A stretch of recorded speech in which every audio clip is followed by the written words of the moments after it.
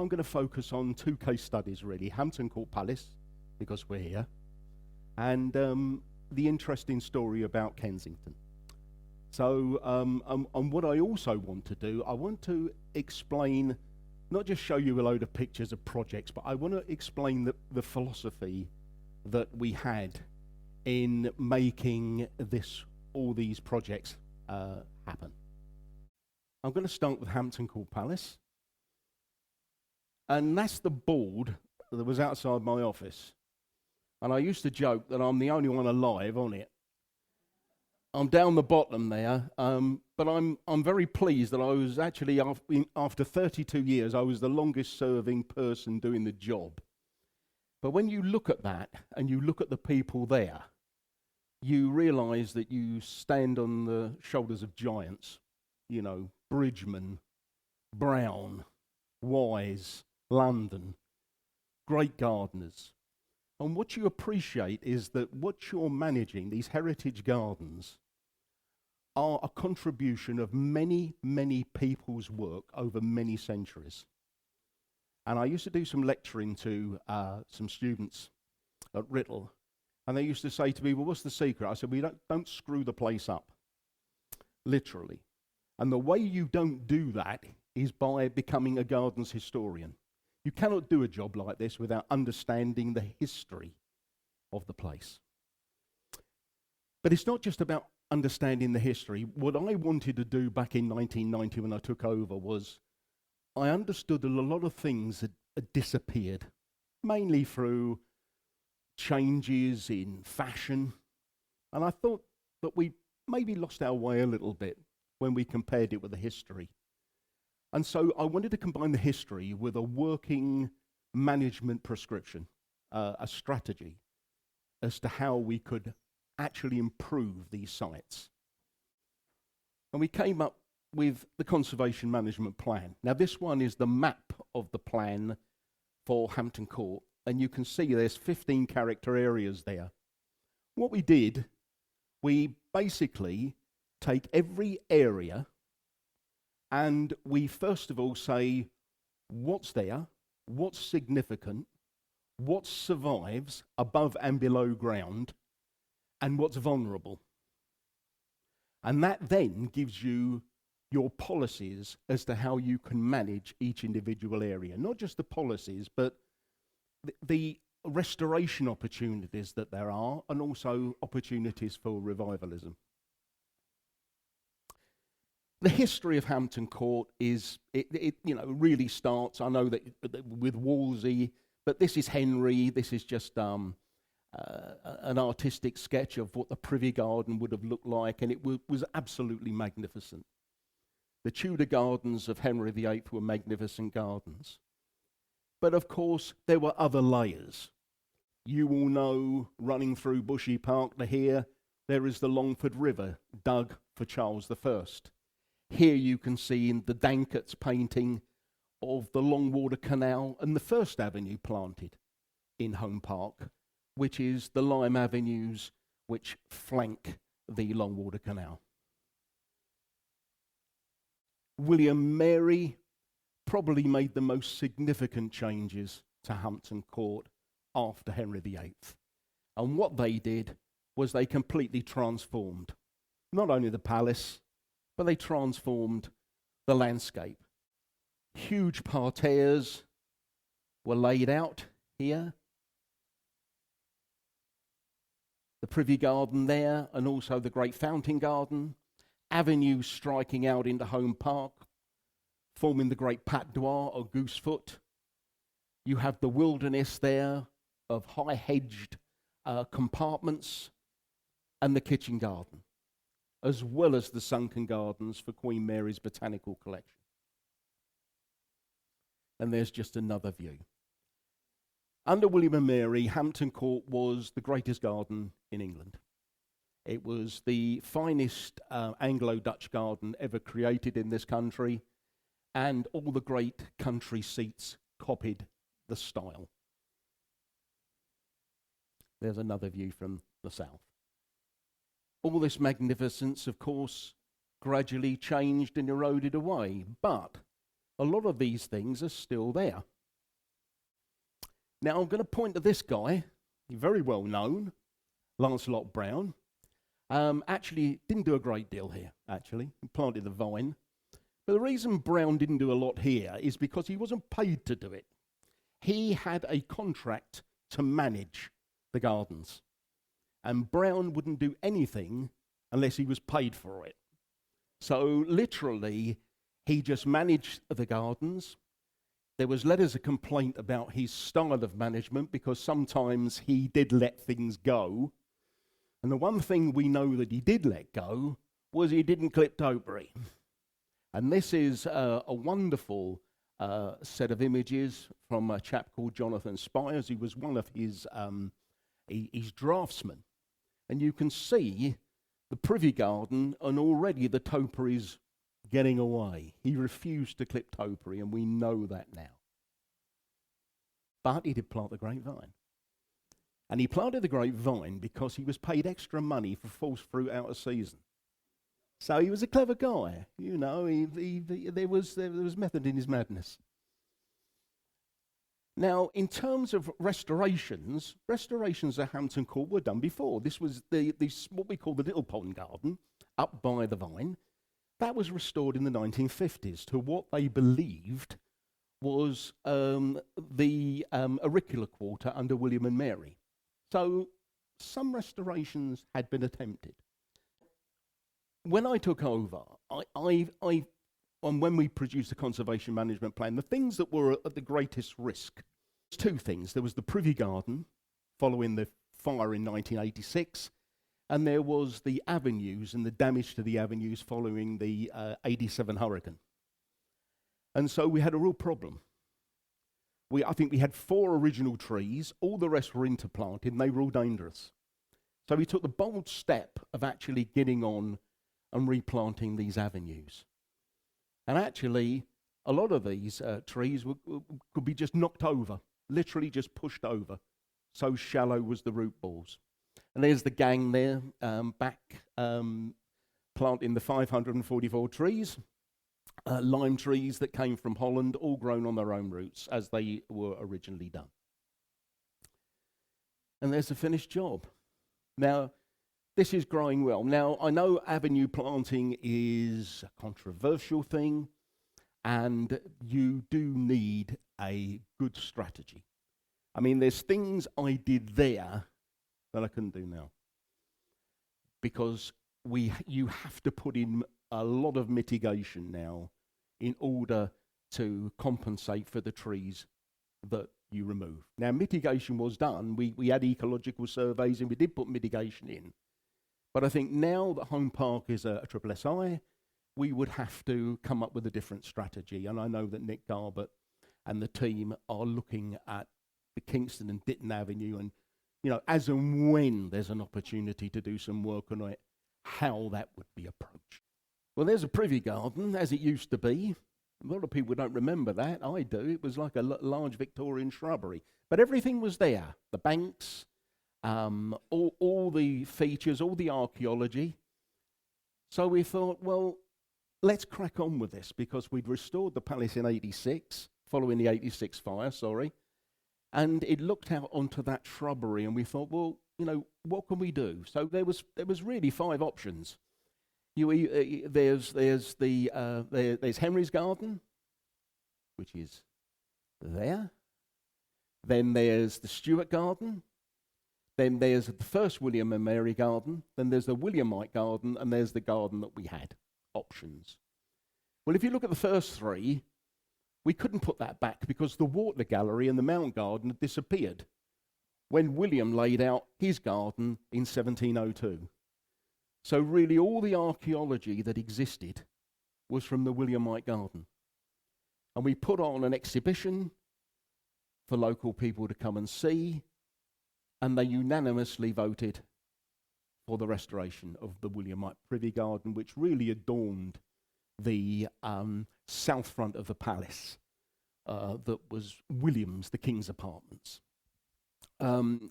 What happened with William and Mary was that Wren completed the south and the east facades, but he was unable to complete the west and the north.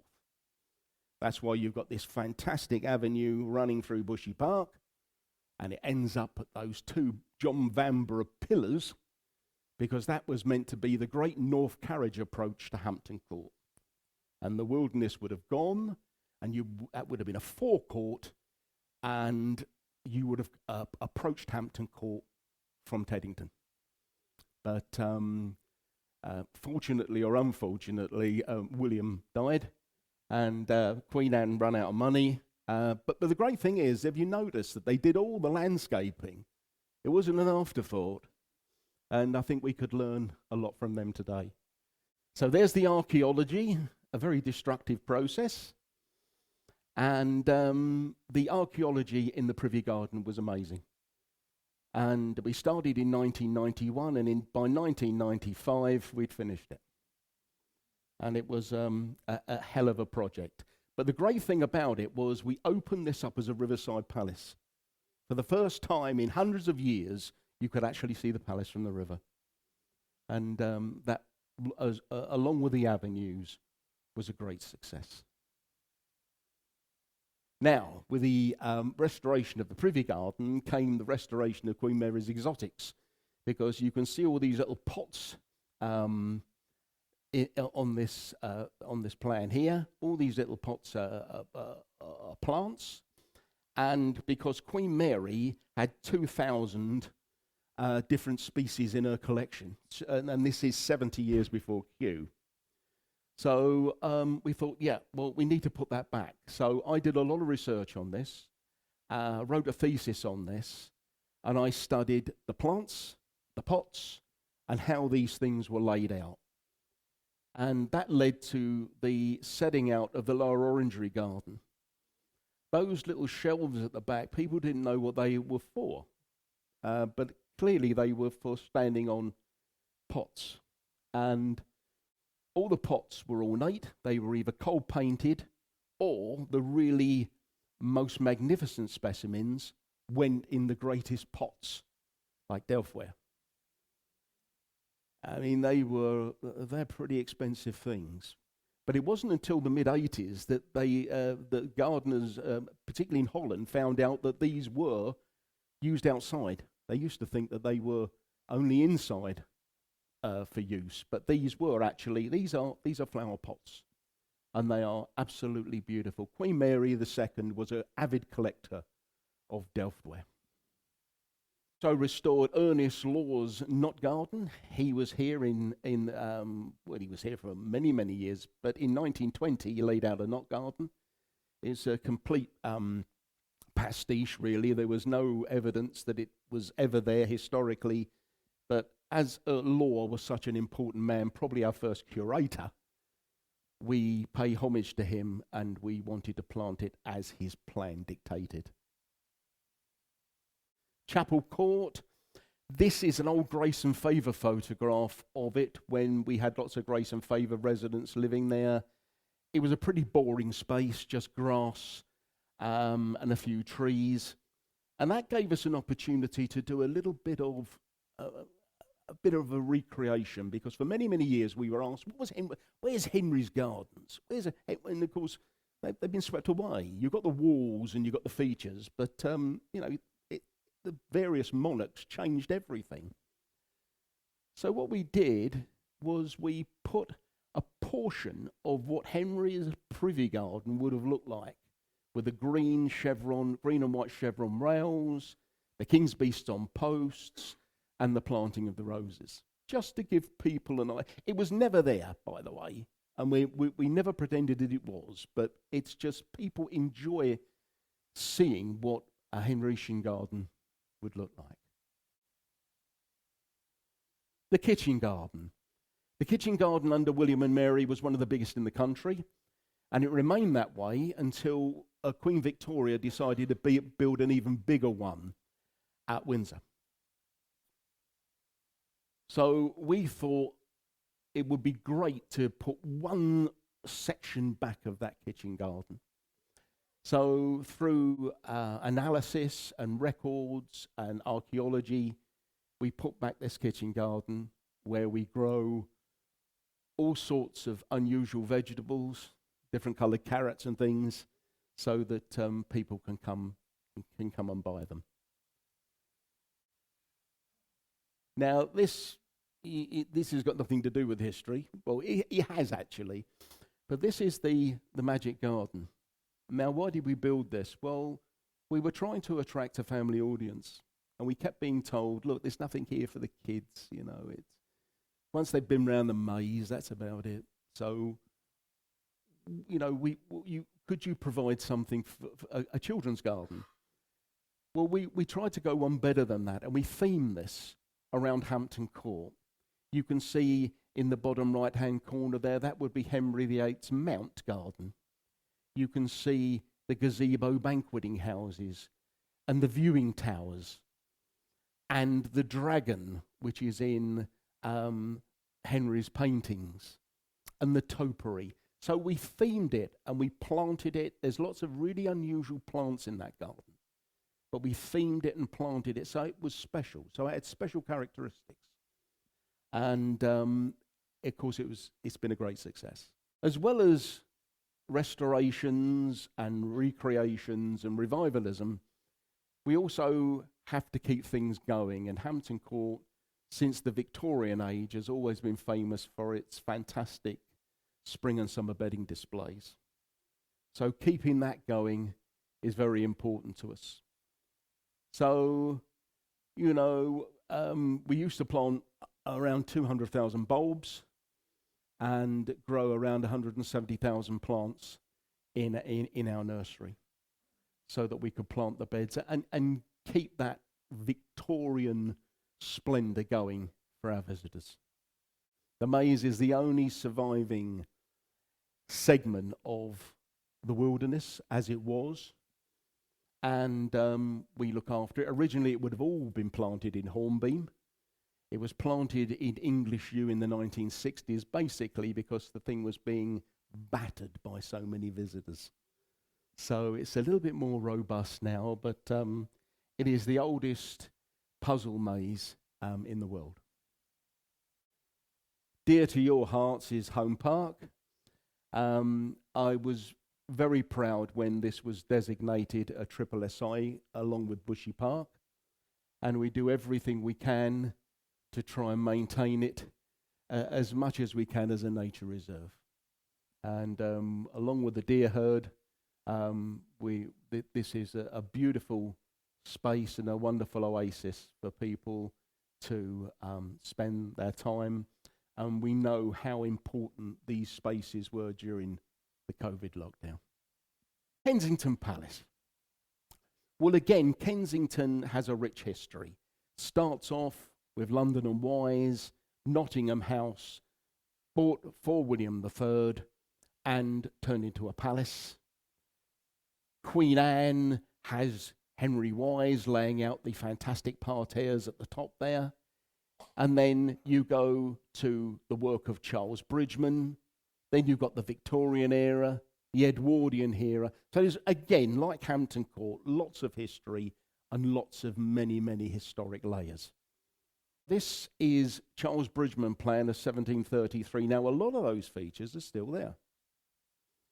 The pond has changed, of course, but, you know, the thing about Bridgeman, he built things on terraces. Kensington is all on terraces, and he was a brilliant man of building things on terraces. And we had a challenge at Kensington because what we wanted to do is we wanted to increase the footfall of people coming to Kensington because we were bringing them in from the north. And the reason is you can see the problem. I mean, Kensington was a lived-in royal palace, and all the planting there was planting for privacy. So what we had to do was we had to try and create a great approach so that people didn't think that they were coming in via the back door. I mean, I've literally been 10 feet away from the door and people asked me where the entrance were in the old days. So, but you've got Queen, you know, the statue of Queen Victoria there that was done by her daughter. So how do you amalgamate all these things to create this approach? Well, we believed that the best way to do it was to bring people in off the broad walk to the east. But you can see all the privacy planting. So what we started off by doing is we thought we'd start with the sunken garden. Now, the sunken garden was very, very popular. And that was the original cradle walk in 1908. But because it became dangerous, it was reduced to a hedge. So we decided we were going to put the cradle walk back because it was a unique feature and put a new arch in.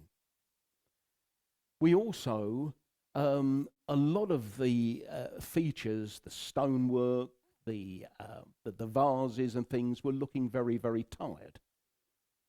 So we really wanted to improve this garden.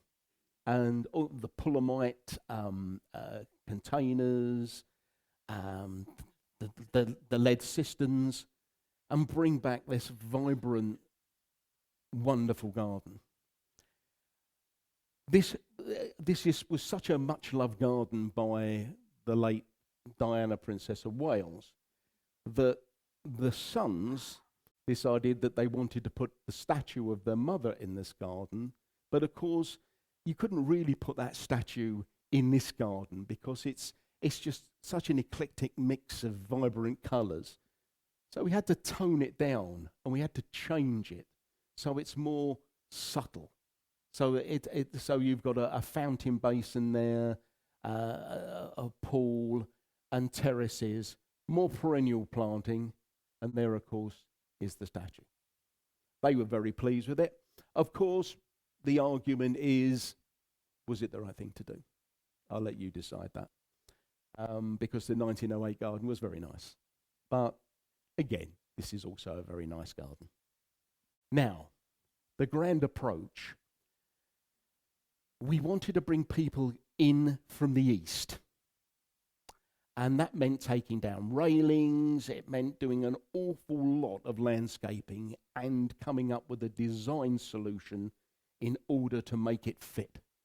So we wanted to do it very much in the style of Bridgman. What would Bridgman have done if he had to create that grand approach?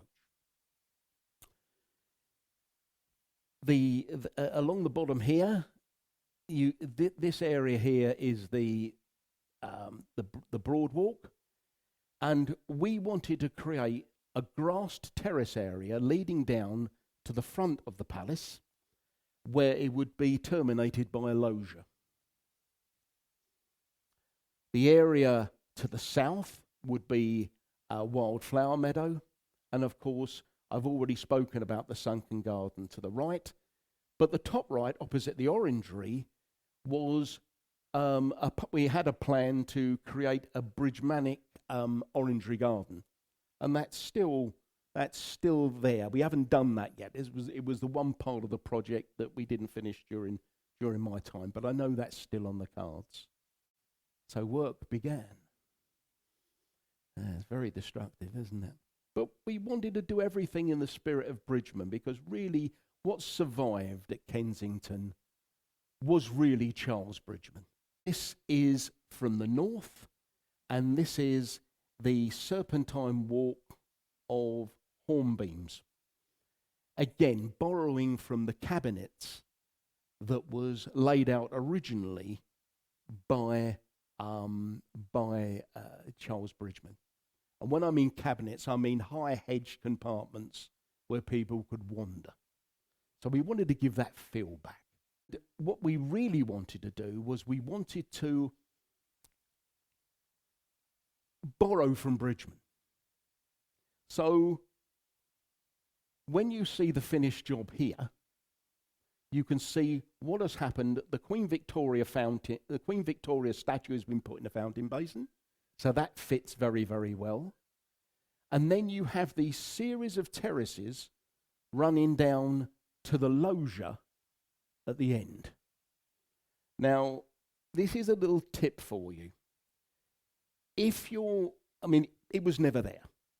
It was never there. So if you want to come up with a design solution, look for something a designer has done in another garden. And in this case, this is Bridgman's plan for Tring. And you can see the terraces.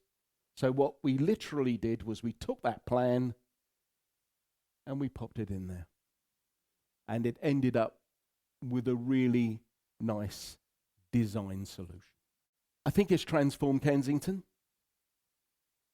It increased the footfall to Kensington, visitor-wise, by 2/3. So by carefully designing and creating a grand approach, we were able to increase the visitors coming to Kensington and also improve and open up an area that had been planted for privacy more than public enjoyment. And that's the last of my slides.